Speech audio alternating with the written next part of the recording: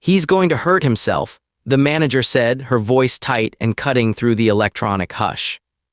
"He won't," the man with the tremor replied, standing with both hands open. "We already called security," a woman muttered, phone clutched white in her palm. The room watched. The cook gripped a metal ladle at the edge of the conference table. The CEO's mouth drew into a flat, practiced line. He spoke quietly, eyes steady. "There's nothing in your hands, breathe out, just let the chair go." "Why do you care?" the trembling worker demanded, sweat brimming above his lip. "You're not the first man to be cornered," the stranger answered, dropping his gaze for a moment. His right hand, fingers twitching, stayed visible, non-threatening. The manager edged closer. "Let me handle this."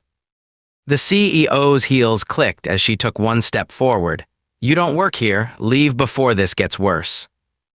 The man didn't turn. He said almost gently, "If you want, someone can check my bar number or my medical license."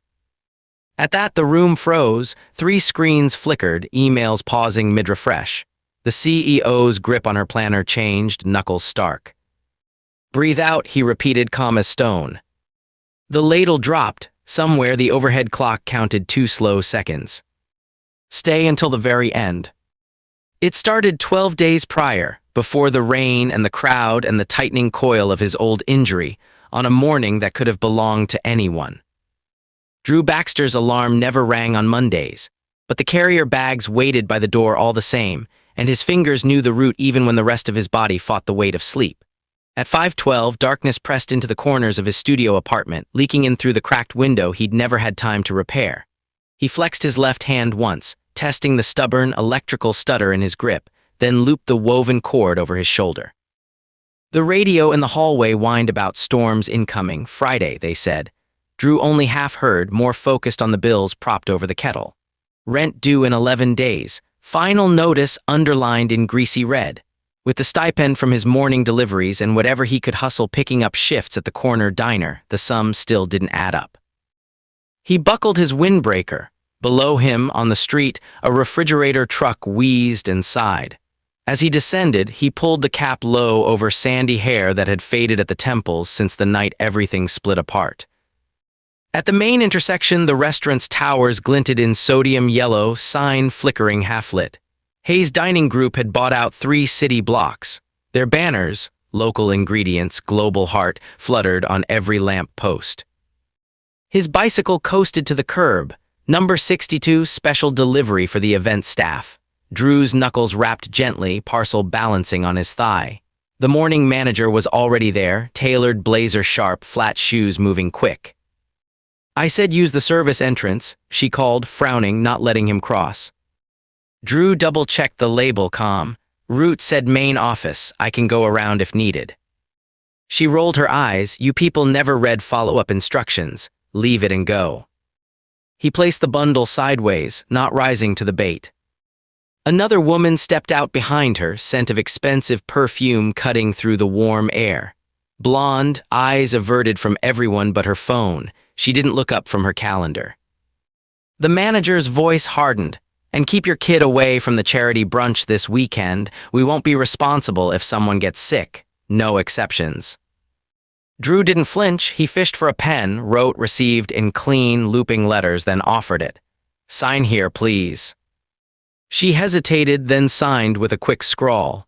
"You understand, right? Kids like her bad for optics. It's adults only." He inclined his head, backing down the steps. "Understood." The parcel balanced against his hip. Drew started off. The heaviness of that word, understood, rolling over his tongue as he headed for the next stop. Inside his pocket, his thumb pressed the ceramic bird his daughter had given him for luck. He didn't quite remember when, but it always pressed back, reminding him the day had barely begun. He pedaled on. Rain started, fine as powdered glass. His route sent him in wide circles, hospital, bank, bakery, each drop-off a line in a silent ledger. At 7:13, he finished the loop, pulling up outside the low brick school building just as the crossing guard set the cones out. From inside the fence, a cluster of parents waited, umbrellas blinking in new sunlight. Drew shouldered his bag again, checking the notification on his phone. Reminder, parent event RSVP canceled. He checked one more time for his daughter's name. Not there. His heart settled behind his ribs slower. For now, he couldn't solve the rest. That would have to wait. Drew let himself into the apartment, the familiar weight of the news carrier bag sliding off his shoulder with a thud.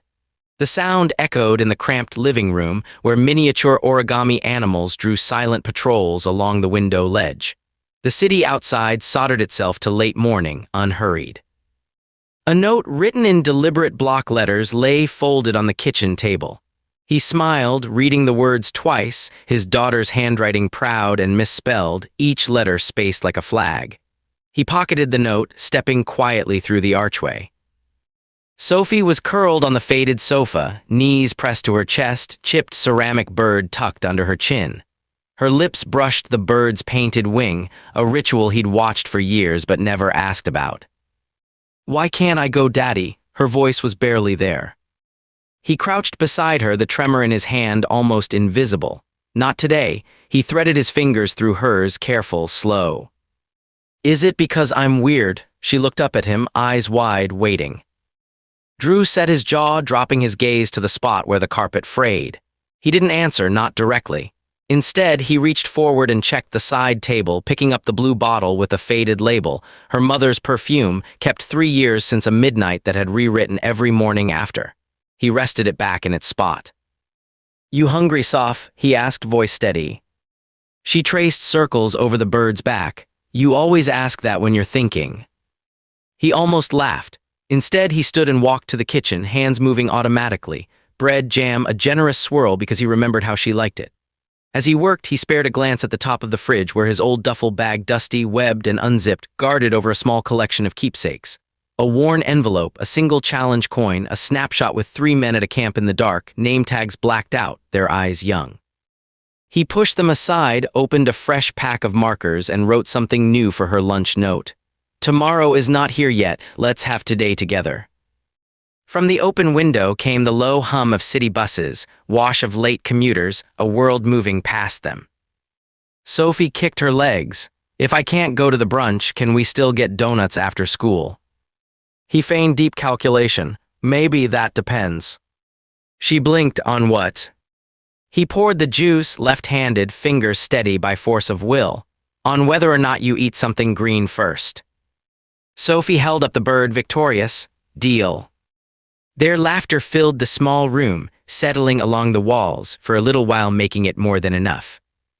Across the sweep of downtown, in a glass tower etched with the restaurant chain's logo, Marion Ralston sorted her priorities into columns on a tablet screen. She adjusted her scarf, fingers flicking notifications to the left, eyes never lingering long. Outside her office window, the city's veins pulsed with early business lunches. Inside, the rhythms pulsed faster, brisk steps on polished floors, voices regulated to a professional hush. "Send the numbers from Willow Street." Her words carried the tone of a woman well used to being obeyed. Her assistant, clipboard loaded with color printouts, nodded. "Do you want the full breakdown?" Marion didn't look up. Only the shortfalls, anything else send to legal. A message rolled onto her phone, silent blood test result. She tapped it once, read positive markers trending in clean Helvetica, flicked it away. The little brown pill container in her purse stayed untouched. A photograph in a cheap silver frame sat on the corner of her desk.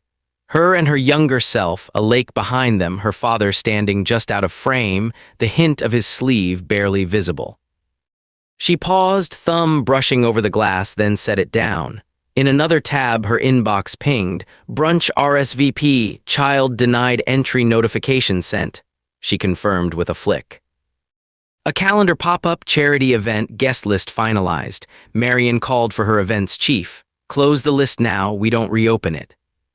The assistant hovered. The Baxter delivery route flagged a note. Driver's daughter, some special exemption requested. Marion's lip curled. "We don't do exceptions, not anymore," Mark resolved. She scanned the latest expense report, signature ready. Her phone vibrated again, a number saved as specialist immunology. She did not answer. The glass door opened. Her assistant whispered, "A board member wants your take on the labor dispute." Marion looked back at her planner, darkness pooling under her eyes. "Tell them we'd rather lose a delivery than momentum." "Yes, Miss Ralston." She placed her hand atop the prescription bottle, feeling its chill. Outside, the city sprinted ahead. The next morning, Drew found his bicycle gone, a note from parking services clipped to the empty rack. Unauthorized placement, vehicle impounded. He read it twice, jaw working, then texted Sophie's teacher to confirm she'd still be picked up on time. 11 days ticked down in his head. A replacement route was thrown together. On foot, heavier sack, double shifts to keep up. At the hospital cafeteria later that week, his last stop, always, he noticed the scene before anyone else registered the danger. A kitchen worker, hands greased, backing toward a packed lunch table, voice rising in confusion. Metal chair legs scraped, shouted English tangled with something sharp from the cook. Drew watched the man's hands, the way his whole body coiled, eyes frantic. The rest of the room sank into a hush, 2 orderlies frozen at the door. Without removing his delivery badge, Drew stepped forward, palms up. "It's not the food, it's the oil on your gloves," he said, voice measured and low. The cook blinked. "What?" "You're slipping your knife, let me show you." The witnesses, nurses, a security guard, even the assistant manager watched as Drew took the knife, turned it, and using only words and visible hands, calmed the man, leading him to the sink, talking about something small, a trick of rolling the wrist to prevent drops. The tension leaked away, the room's nerves untangling. Behind the counter, the witness, hospital security, name tag K. Dorsey, nodded, eyes flicking between Drew and the restored peace. Afterwards, as the room returned to hum and shuffle, Dorsey followed him out. "You've done that before," Dorsey said. Drew shrugged, shaking out his left hand as if it hurt. "Old habit helps sometimes." Dorsey lifted an eyebrow. "Ever think of working here? We could use level heads." "Just a delivery guy," Drew replied, not unkindly. Marion swept into the lobby at that moment, shoes tapping a staccato warning. She surveyed the crowd, then Drew. "What's the problem?" Dorsey answered, "Nothing now." The delivery man de-escalated it. Marion's mask slipped a single millimeter. "Probably a fluke. Staff training scheduled soon, yes." Dorsey smiled thinly. "Sure, Miss Ralston." Marion dismissed Drew with a flick of her hand, the gesture of someone not interested in anomalies. He packed up his bag, shaking out soreness from old wounds. Dorsey watched the man's retreating back. There was a file somewhere with a service record that didn't match any ordinary courier. He had seen this before, 20 years ago. Dorsey's curiosity dug in. He called in a favor, quietly pulled Drew's temp work file, found minimal records, name, address, nothing beyond 3 months prior. Insurance card number traced to an out-of-state hospital in Jacksonville, issued 5 years earlier. He ran a database search, a short list of declined staff applications flagged for overqualified. Drew's name topped it. The official reason, hand injury unsuitable for kitchen role. The quiet reason, passed only in whispers, were the attached references, former Marine, commendation for crisis response. Dorsey scrolled, nothing else. But at the bottom, an oddity, a digital image of a medical ID, active apparently, but not tied to any practice in the city. He wrote the number down. Elsewhere in Drew's apartment, Sophie traced her finger along the window glass. The ceramic bird stood beside her lunch, waiting for the note. She asked again, "I don't get why they wouldn't want me there." Her voice was plain, no pleading. Drew, washing the single saucepan they'd used for dinner, stiffened. She added, "But maybe someone just needs a friend." The statement landed quietly, the sort that passed over most adults but not her father. He set the pan down carefully. Cloth moved in silent circles. "You got a lot of wisdom under that hat," he said, voice gruff. Sophie giggled, tapping her bird, then turned back to her homework. That night, Drew checked his calendar. Rent, blinking in digital red, now 10 days out. He found himself calculating, hospital shifts open but needing medical certifications, restaurant days full but pay stagnant. There was no margin left. At 6 a.m., a knock. A hospital administrator, subordinate to Ralston's chain. They offered cash, double rate to return later for a rush job. Drew declined the money, offered to stay and help for nothing if someone else was in trouble. The administrator processed, then nodded. Maybe you could talk to the kitchen staff tomorrow. Training S not working. He nodded once. I'll do what I can. His chest loosened just a fraction. On his way out, Dorsey, the security guard, caught up. Mr. Baxter, can I ask you a question? Drew paused, hand on the chipped rail. You can try. Why is your medical ID still active, but unsynced to a hospital? Drew considered for 3 seconds, then shrugged. Sometimes systems take a long time to forget a name. Dorsey, satisfied with a half-truth, started following up anyway. Back near the restaurant chain headquarters, a black sedan idled, engine ticking over, windows up. The driver, thick-necked and frowning, watched Drew's exit. He dialed a number. The villain's assistant picked up. You want us to intervene? A pause. Miss Ralston said, maintain distance. For now, if he interferes again, let me know. Downtown, Drew watched the clouds bank west. He brooded over his options. But the day surged ahead, no time to slow. He had accepted the task. The shadows lengthened. Marion's calendar buzzed, complaints about Drew surfaced. She pressed harder. The legal department called to say the delivery contract was at risk due to personnel instability. Make him someone else's problem, she instructed. Warn the schools, the assistant nodded. The next morning, the school posted a note barring children from the charity brunch, Sophie included. The parent coordinator, all apology, said quotas were full. In the restaurant lobby, Marion convened a staff meeting. Sometimes lower expectations mean you get what you expect, she said, deadpan to the dozen gathered faces. Drew stood near the door, unreadable. He was not invited to speak. Afterwards, he put down the delivery bag, muted phone glowing.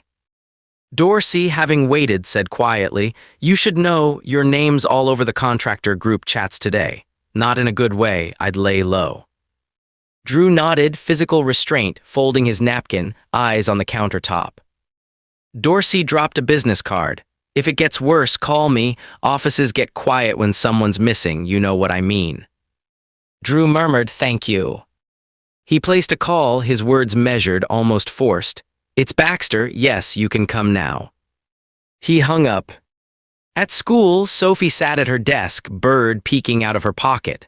One of the girls at recess said the grown-ups didn't want her at the event because she was too much trouble. Sophie calmly stared at the sky for a full minute, then went inside without a word.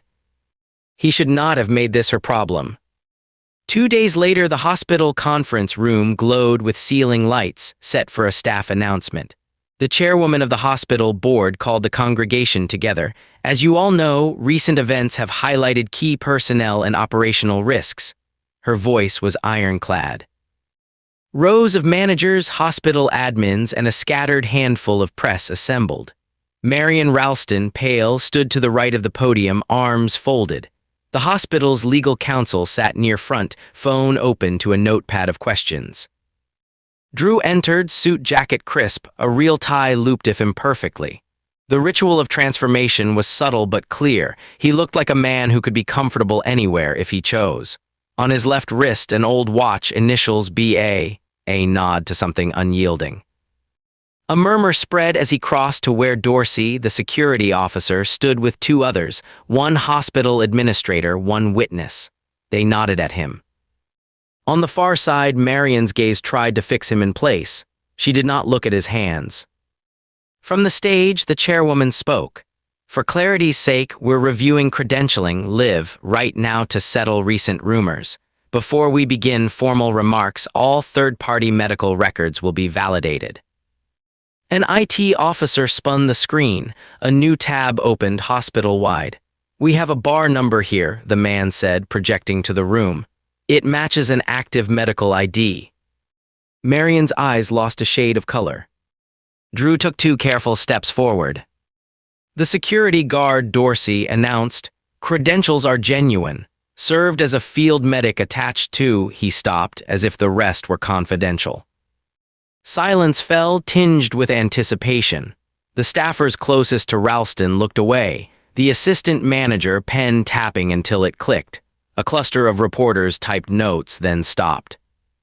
Drew's daughter, allowed into the back of the crowd by an administrator, held tight to her tiny ceramic bird.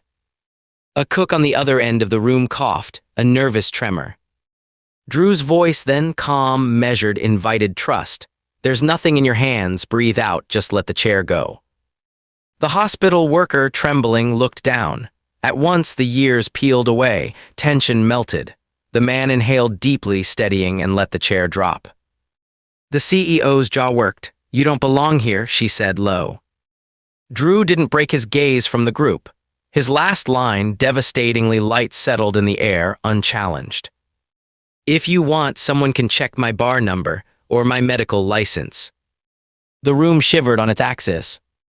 The security guard set down his pad, the legal counsel leaned in, all attention arrested. The assistant manager's gaze fell to her shoes. The cook curled her ladle hand in her lap. The junior board member squinted at the old watch and said nothing. Breathe out, Drew repeated, his own right hand finally still. For a beat, nobody moved. The session ended in that held breath, and institution shifted. 6 months later, the hospital's second cafeteria hummed quietly. Sophie, taller, hair caught in a loose braid, slid her lunchbox open. A new note, bright marker, read, Sophie, go easy, today only asks for today. The ceramic bird, chipped the same as ever, kept silent guard from inside a zippered pouch. Dorsey, now head of security, lingered by the window, surveying the room with new certainty. He nodded to Drew, who passed with a delivery, but this one for the main office, his route unchanged but his steps looser. Marion Ralston's name had slipped out of the restaurant trade, her resignation accepted without applause. Industry wires muttered about a blacklist, positions evaporating with each unanswered call. When her letter arrived, it was short but honest, and no one spread rumors about her health again. Back home, Drew handed Sophie a bowl of cut apples. She sat at the kitchen table, colored pencils fanned out, the bird perched among them. She asked, Do you ever get tired of today, Daddy? He took a long moment, then answered simply, Not when I get to do it with you. She smiled, closing her eyes, letting the quiet hold them both. Somewhere invisible machinery ticked over, things falling back into their rightful places. The truth about a man, a single hand steady, a promise kept, often escaped the records. But in the life they tended together, even the smallest piece could prove stronger than fortune, expectation, or the hunger of any waiting crowd. And that, in the end, was almost enough. A late autumn breeze rattled the last of the sycamore leaves outside Drew's window as dusk faded in. The city had slipped into winter's tempo, soft traffic, the distant hiss of tires over wet blacktop, headlights like tiny campfires in the falling dark. Drew set a teapot on for Sophie and took a seat across from her at the table. The day's stillness filled the apartment. Sophie's pencils etched slow arcs across the page, the ceramic bird standing sentinel while her smaller hand reached for a red. Will you watch? She asked without looking up, the habitual hush of evenings settling around them. I always do, Drew said. She traced a lopsided sun behind a line of children, one marked with a sky-blue hat, unmistakably herself among taller, unreadable figures. A rainbow curled over their heads, and above it, she carefully lettered the word brave. Drew let the word linger. He reached for his mug, palms finally steady. This, after all the tension, after the edge, was the future he'd been fighting toward. A cold dawn, an ordinary meal, room for laughter. These, perhaps, mattered more than any bar number or title. A tap at the door rattled him from his thoughts. He glanced at Sophie, who quickly tucked the bird back in her pouch, eyes wide in silent question. It's okay, he said. He opened the door to find Dorsey, no longer in uniform but in a thick sweater and scarf, hands carrying 2 plastic bags from the corner bakery. Peace offering, Dorsey announced, offering up cinnamon scones and a shy, wry smile. I booked the wrong dates for inventory night and there's leftovers. Figured you wouldn't say no. Drew gestured him in, gratitude unspoken. Sophie beamed when Dorsey produced a third bag, this one holding a crumpled paper cup painted with silly snowmen. Figured do you want hot chocolate for your art, he grinned. She accepted with a soft thanks and the three settled at the table. For a moment, conversation faltered, content with a quiet steadying of hands and dishes. Butter knives squeaked, napkins crinkled. Dorsey cleared his throat. They offered you that part-time position again, you know, in the kitchen training program. Drew shook his head. I want afternoons free for Sophie, besides. Sophie cut in, delighted. He's going to help my school's nurse with first aid next week.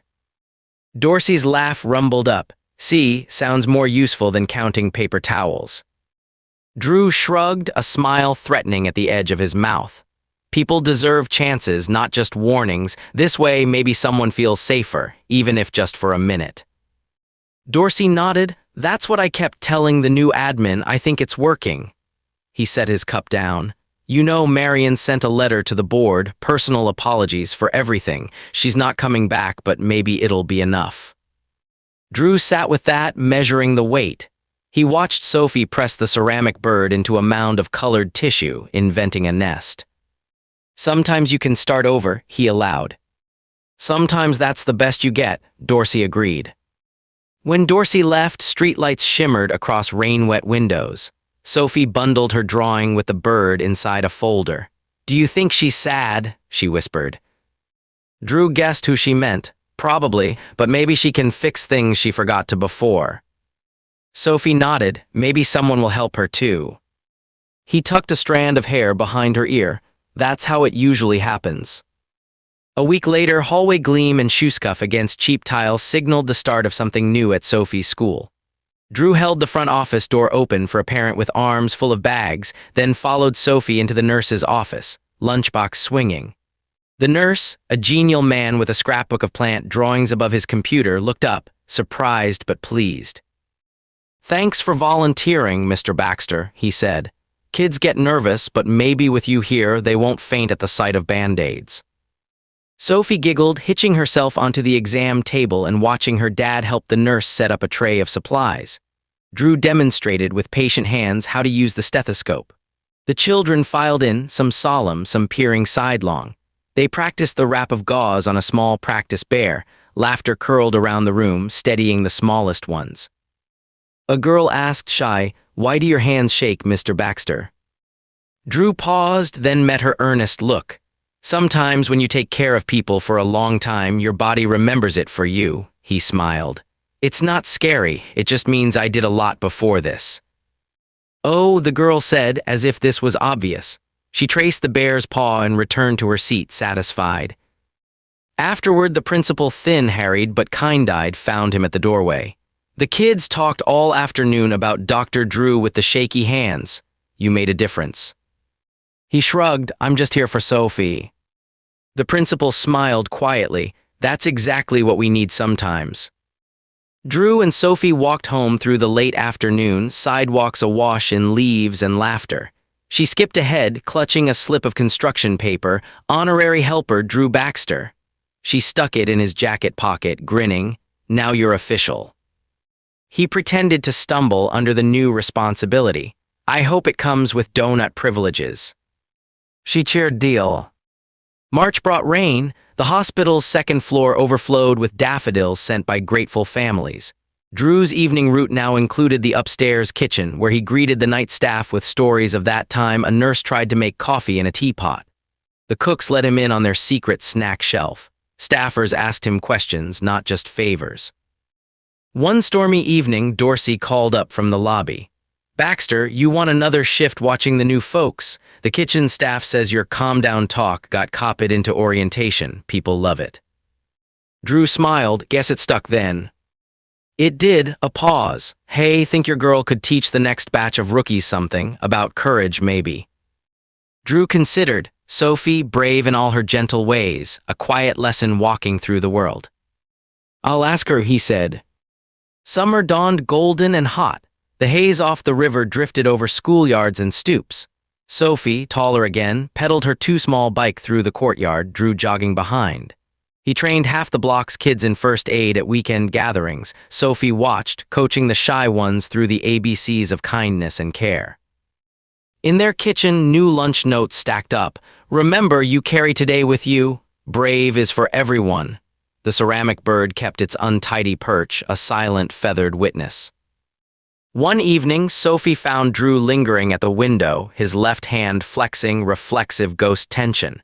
She slipped her own hand into his. "Are you better now?" she asked. He squeezed gently. "Mostly. Some days are hard, but most days are good." She nodded. "I think good is winning." He blinked and found his voice a little rough. "I think so too, Bug."